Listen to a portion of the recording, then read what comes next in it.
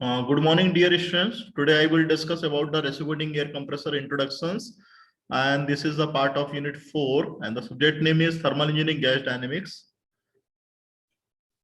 This is the outline of the today lecture: Introduction of the reciprocating air compressor, classification, principle of operation, multi-stage compressor, application of compressor.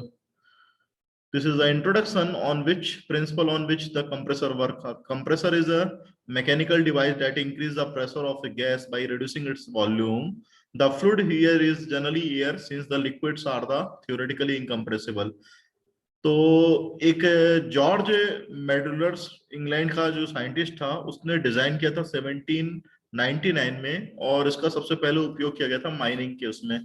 तो motorise type का air compressor इस्तेमाल किया गया था। तो compressor जो होते हैं जनरली रेसिप्रोकेटिंग मैनर के होते हैं और आपके सेंट्रीफ्यूगल मैनर के होते हैं। तो यहाँ पे firstly we will discuss about reciprocating air compressor and the component, why are using the multi-stage compressor, what are the application of the reciprocating air compressor. तो this is the model where it is working कि आप यहाँ पे देख रहे हैं cylinder piston mechanism रहता है। तो this is the functioning of the compressor कि जो कि प्रेशर को बढ़ा रहा है और गैस को भी कंप्रेस करता है। यदि गैस को कंप्रेस करेगा तो गैस कंप्रेसर बोल देंगे उसको, यदि एयर को कंप्रेस कर रहा है तो एयर कंप्रेसर बोल देंगे। तो air just like a gas and by it reducing its volume, यदि प्रेशर को बढ़ाएगा तो वॉल्यूम को कम कर रहा है। This is the classification. There are the mainly two types of the compressor.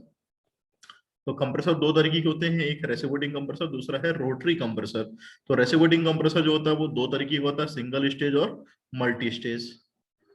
तो रेसिप्रोकेटिंग कंप्रेसर जो है, a volume of gas is drawn into the cylinder, it is trapped and compressed by the piston and then the discharge into the discharge line. ये reciprocating जो compressor रहता है कुछ volume की gas को trap करता है। जब प्रेशर डिफरेंस होता है, पिस्टन टीडीसी टू बीडीसी आता है, तो वहां पे सक्शन की प्रोसेस होती है।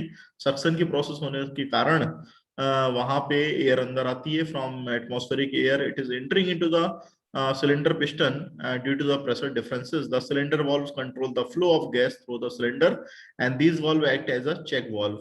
तो जितने भी सिलेंडर वाल्व हैं फ्लो ऑफ गैस को कंट्रोल करते हैं, जो कि इनलेट और एग्जॉस्ट के नाम से जाने आते हैं, और ये चेक वाल्व के रूप में भी इनको बोला जाता है। तो reciprocating compressor can be of the single acting और द डबल एक्टिंग। ये दो तरीके से हो सकते हैं, सिंगल एक्टिंग और डबल एक्टिंग। यदि जो एयर है आपका एक साइड से यदि एंटर कर रही है तो उसे सिंगल एक्टिंग बोलते हैं, और यदि कंप्रेसर में एयर जो है दो साइड से एंटर करे तो उसको डबल एक्टिंग बोल सकते हैं। तो this is the reciprocating compressor type, single stage reciprocating compressor and the double stage reciprocating compressor. तो सिंगल स्टेज कंप्रेसर में कंप्रेशन की जो प्रोसेस यदि सिंगल स्टेज में हो रही है, सिंगल सिलेंडर में हो रही है, और उसका इस्तेमाल जो है लो प्रेशर एयर के लिए कर रहे हैं, उसे सिंगल स्टेज रेसिप्रोकेटिंग कंप्रेसर बोलते हैं।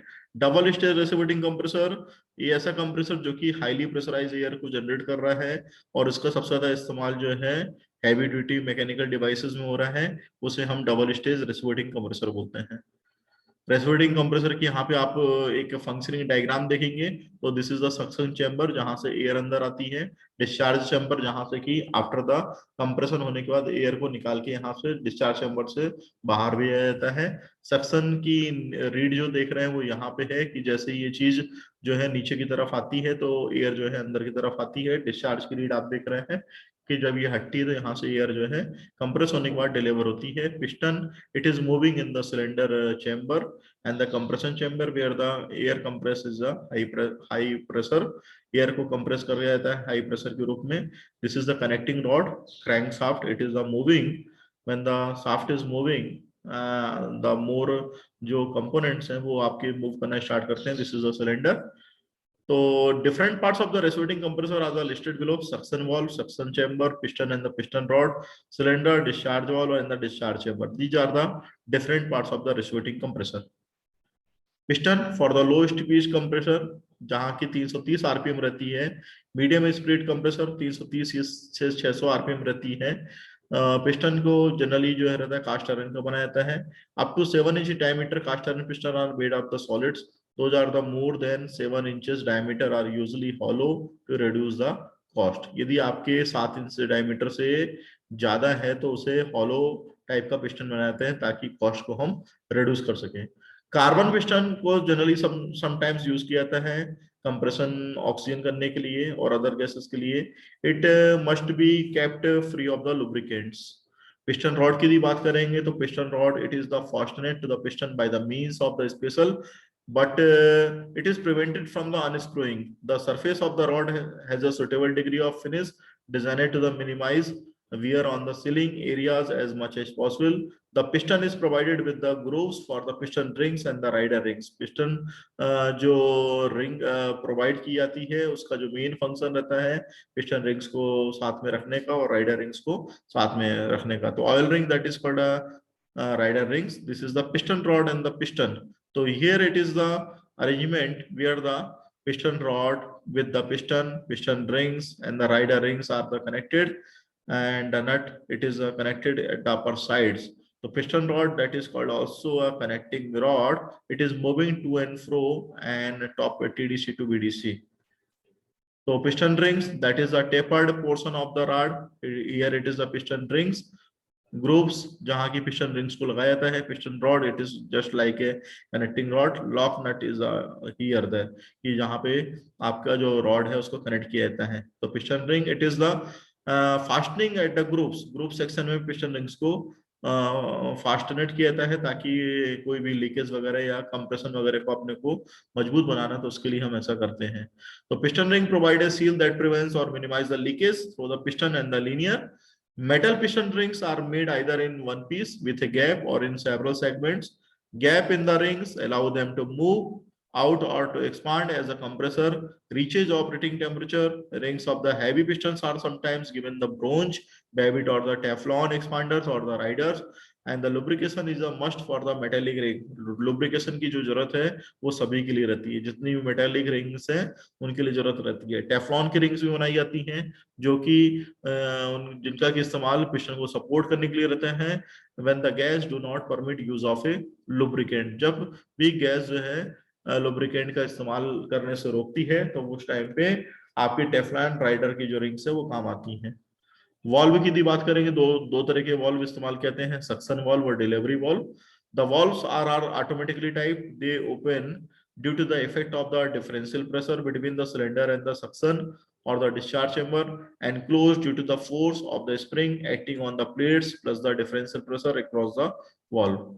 What is the principle of the operation? यहाँ पे आपका सिंगल एक्टिंग पिस्टन आपको दिखाया गया है जो आप देख रहे हैं। तो इसमें इनटेक वाल्व रहता है, जैसे ही प्रेशर डिफरेंस होता है एयर बाहर से अंदर की तरफ आती है। Piston it is moving from the TDC to BDC. Crankshaft के रोटेशंस के बाद पिस्टन बीडीसी से टीडीसी की ओर जाता है। तो यहाँ पे कंप्रेशन की प्रोसेस होती है। कंप्रेशन की प्रोसेस होने के दौरान यहाँ पे डिलीवरी वाल्व खुलता है, इनलेट वाल्व बंद हो जाता है और डिस्चार्जिंग की प्रोसेस कांस्टेंट प्रेशर पे होती है। तो it is done at a constant pressure and the air is discharging at exhaust valve. The piston is driven by a crankshaft by a connecting rod. It is already discussed in the previous slide. And the reciprocating compressor usually has 2, 3, 4 or the 6 cylinder in it. जितने भी compressor आप देख रहे हैं ये आपके 2 cylinder वाले, 4 cylinder वाले, 6 सिलेंडर वाले हो सकते हैं according to the requirement and the application. As the piston travels towards the bottom dead center, already discussed, the volume of the cylinder increases and due to the pressure differences the suction valve is open. तो यदि pressure differences हो रहा है, pressure कम हो रहा है तो volume बढ़ेगा और suction valve open होगा। The pressure inside the cylinder is slightly less than the suction line pressure, so that the volume of the gas start increasing as the piston moves towards the VDC. जैसे ही piston BDC से TDC की तरफ move करता है pressure की value बढ़नी start होती है, वॉल्यूम जो रहता है वो आपका कम होना स्टार्ट होता है because of the compression of the air it is taking place. Now when the crankshaft moves further and complete its revolution, the piston also moves in the opposite direction, this time towards the TDC. Now again due to the pressure difference between the delivery line and the inside of the cylinder, the delivery valve open. जैसे ही आप देखते हैं कि pressure difference बाहर के atmosphere में और delivery line में हो रहा है, वैसे ही डिलीवरी वाल्व ओपन होता है और उस टाइम पे जो एयर की रिक्वायरमेंट है, हाई प्रेशर वाली एयर है, उसको सप्लाई कर दिया जाता है. At the top dead center, as the piston comes to a complete stopper prior to the reversing direction, the pressure across the valve is equal, so that the discharge valve is closed. At the point 2, pressure inside the cylinder has become slightly greater than the discharge line pressure 0.2 पे जितना ही pressure है cylinder के अंदर का वो ज्यादा रहता है comparison to the discharge line pressure के। This causes the valve opening allow to the gas to the flow out the cylinder. इसका मतलब ये है कि गैस को बाहर यदि भेजना है तो उसके लिए हमें थोड़ा सा प्रेशर डिफरेंस रखना जरूरी है। तो अंदर का प्रेशर बहुत ज्यादा रहता है comparison to the outside atmospheric pressure. The volume continue to decrease towards the point 3, maintaining a sufficient pressure difference across the discharge valve to hold it open. Now again, as the piston moves towards the VDC, the gas pressure inside the cylinder becomes the less than the suction line pressure, so that the suction valve open again. तो cycle फिर से repeat होती है। ऐसा नहीं है कि delivery हो गई तो उसके बाद साइकिल क्लोज हो गई या आपकी पिस्टन जो है रेसिप्रोकेटिंग कंप्रेसर जो है वर्किंग नहीं करेगा, ऐसा नहीं है। फिर से पिस्टन मूव करता है बीडीसी की तरफ, गैस प्रेशर इनसाइड जो रहता है वो कम होता है बाहर के कंपैरिजन में, so that the suction valve open. तो प्रेशर डिफरेंस होने के कारण सक्शन वाल्व ओपन होता है। The cycle then starts over and again. तो साइकिल वापस से अपने तरीके से काम करना स्टार्ट करती है, जिसका कि दूसरे तरीके से भी समझे कि द शेप ऑफ द री एक्सपांसन लाइन वो एक्सपांसन की तरीके से बिहेव करता है कि जैसे ही वो ऊपर से नीचे की तरफ आ रहा है तो एक्सपांसन होना है। तो line 3 to 4 it is dependent on the same compression exponent that determine the shape of the compression line. तो this is the diagram where it is can be clearly working of the principle can be clearly explain. तो here it is the 1 to 2। यहां से भी आप देखेंगे तो ये जो आप देख रहे हैं line, this is the line, this is the compression of the air it is taking place by the polytropic rule. So these are the line, this is showing the polytropic compression। यहाँ पे जो compression होता है ये polytropic compression होता है। तो polytropic compression it is depending on the actual condition of the air. Air के एक्चुअल कंडीशन के हिसाब से यहाँ पे जो कंप्रेशन हो रहा है वो पॉलीट्रॉपिक रहता है। And it follow the PV to power n is equal to c। यहाँ पे PV to power n is equal to c रहता है। जो n है this is the polytropic index, इसको पॉलीट्रॉपिक इंडेक्स बोला जाता है। पॉली इंडेक्स या पॉलीट्रॉपिक इंडेक्स के नाम से भी जाना जाता है। ठीक है, तो दिस इज द सक्शन। यहाँ पे जो आप देख रहे हैं तो जो 4 to 1 प्रोसेस होती है सक्शन की प्रोसेस है, but due to the actual condition यहाँ पे प्रेशर डिफरेंस रहेगा। It is of the pressure difference, it is the line pressure difference, ये प्रेशर रहेगा। फिर कंप्रेशन होगा पॉलीट्रॉपिक के थ्रू, फिर यहाँ पे डिलीवरी रहेगी 2 to 3 जो आप देख रहे हैं। कांस्टेंट प्रेशर आपका दिखाया गया है, ये डिलीवरी हो रही है, डिस्चार्ज वाल्व ओपन हो रहा है। And 3 to 4 where the cycle is repeating. Not है कि यहाँ पे आपका डिलीवरी हो गया उसके बाद आपकी साइकिल जो है स्टॉप हो गई। Cycle is continuous working and the re expansion is taking place. Here, when the piston is again moving from the TDC to BDC, there will be a chances of re-expansion of the air will be taking place, and the some clearance is maintained because of the it is not any critical condition कि piston कभी भी cylinder head के साथ में touch करेगा या उसको damage करने की कोशिश करेगा। Some clearance is maintained। आप गाड़ी चलाते हैं तो गाड़ी चलाते वक्त भी जब पिस्टन मैकेनिक लगाता है सिलेंडर के अंदर तो कुछ क्लियरेंस मेंटेन करके चलता है। अदरवाइज गाड़ी इतने बार अप एंड डाउन वहां पे उसका मूवमेंट होता है टीडीसी टू बीडीसी या बीडीसी टू टीडीसी, तो वो सिलेंडर हेड को डैमेज कर सकता है। For preventing of this accident यहाँ पे क्लियरेंस को कुछ मेंटेन किया जाता है। क्लियरेंस यदि मेंटेन रहेगा तो री एक्सपांसन होने में आसानी रहेगी। तो री expansion is taking place at a polytropic rule. यहाँ पे एक्सपांसन जो हो रहा है वो री expansion it is taking place of the polytropically rule, and the polytropic index which is depending on the type of condition. This is the n value depending on the type of air conditions.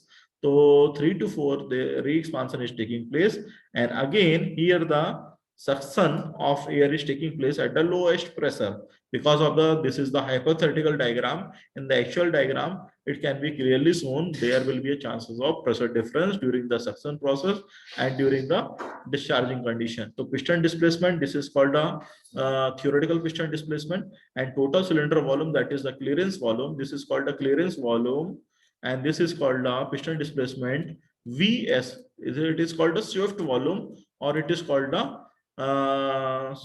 stroke volume, and it is also called a displacement volume, and total volume that is equal to the Vc plus of the Vs. This is called the total volume. Okay, so this is the fundamental operations of the reciprocating air compressor, जहां की आप सारी working देख रहे हैं.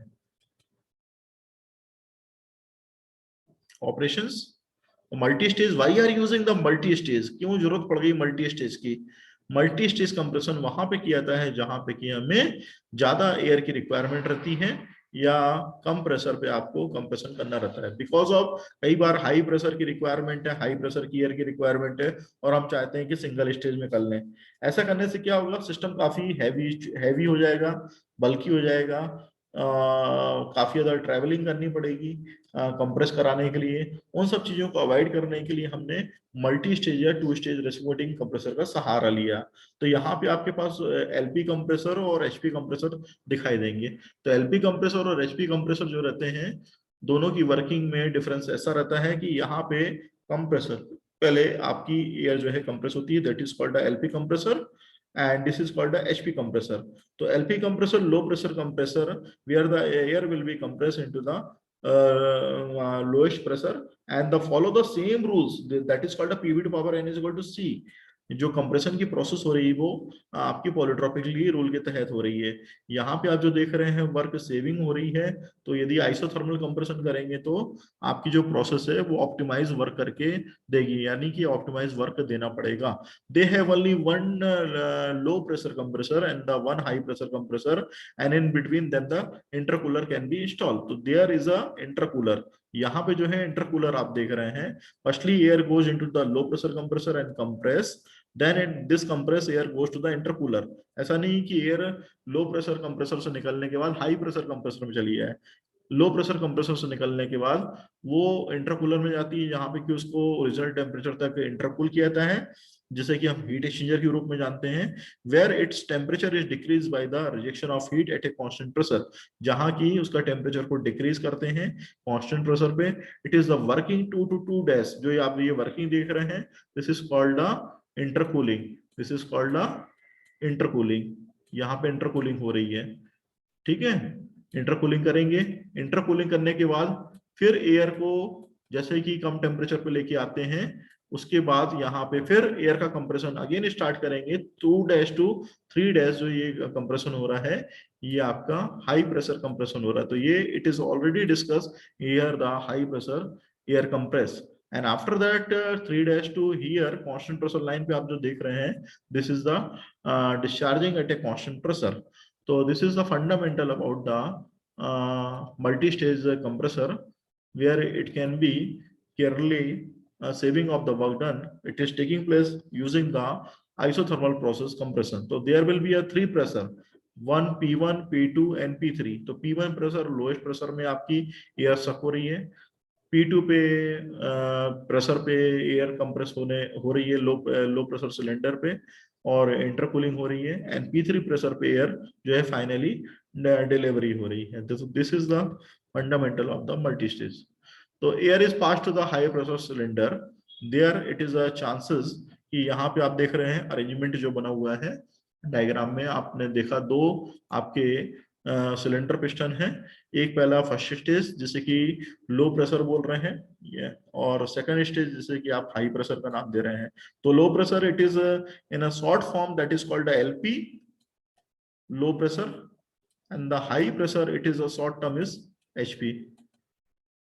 तो यहाँ पे 2 तरीके के कंप्रेसर हैं, लो प्रेशर और हाई प्रेशर. तो inlet air is coming from the outside, pressure difference is created, inlet valve is open, air is sucking, and then when the piston is moving from PDC to BDC, air is coming through the pressure differences. And after that, when the crankshaft is revolving, that there is a chances of piston is moving from BDC to TDC, and the air is compressed to the higher pressure side, delivery sides. And after that, where the delivery is taking place from the low pressure cylinder, air will be go into the intercooler. यहाँ पे air जो है intercooler पे जा रही है, and then move to the higher pressure cylinder, and the inlet valve of the higher pressure cylinder is open due to the pressure differences, and the intercooling is done at a constant pressure. The temperature will be reduced in the intercooler to the original conditions, and after that their pressure will be increased by in the higher pressure cylinder of the air. So there will be a chances of when the air will be compressed in the higher pressure compressor, there will be a pressure achieved at the outlet section, and there is a chances of air will be delivered at a somehow low जितना भी आपका pressure generate single stage में नहीं हो पा रहा था, उस प्रेशर को यहाँ पे हमने जनरेट कर दिया. That is calling the multi stage compressor, जहां पे की हाई प्रेशर एयर की रिक्वायरमेंट है. तो this is the fundamental about the functioning of multi stage compressor. What are the application of compressor? कई जगह इसका इस्तेमाल किया जाता है. जो टिपिकली सबसे ज्यादा इसका इस्तेमाल किया जाता है, it is industrial phenomena. Gas filling station में किया जाता है, स्प्रे पेंटिंग में किया जाता है, पीईटी बॉटलिंग इंडस्ट्रीज में करते हैं. तो it is typically used where the higher compression ratio is required. The ratio of discharge to the suction pressure are required per stage. Without the high flow rates and the process fluid is relatively dry, there will be a use of compressor. तो industries, gas filling station, spray painting, minings, या बोलना चाहिए आपके जो normally market में आप गाड़ियों में हवा भराने के लिए आते हैं, वहां पे भी इसका सबसे ज्यादा इस्तेमाल किया जाता है. This is another example. Processing equipment, oxygen generator, oil atomisation use the compressor of the required capacity. So this is the today lectures.